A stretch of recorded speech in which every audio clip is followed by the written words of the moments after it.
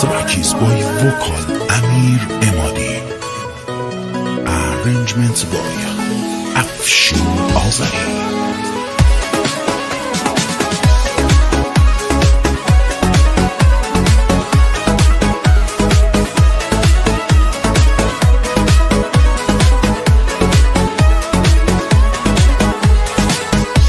چند روزه با هم کاری نداری، منم و این دل حالی به حالی.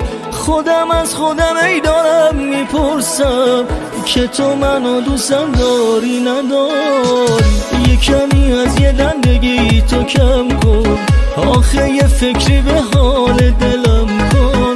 تا که میام بگم کجای عشقم، بهم میگی بابا برو دلم کن. دلم اگه خسته از کار توه یا اگه شکست از کار توه، دل بیقرارم دار و ندارم، آخه بی انصاف مال توه.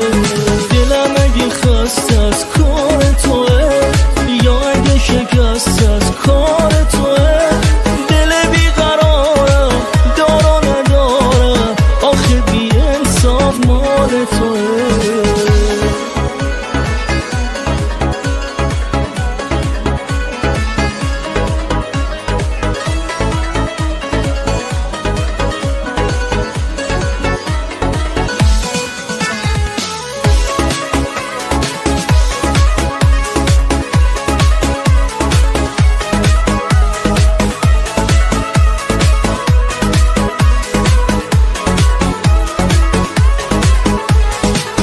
نمیدونی چقدر حالم عجیبه، چشات یه لحظه از یادم نمیره. یه وقتایی که سرگرمم به کاری، یه هایی بی هوا گریب میگیره.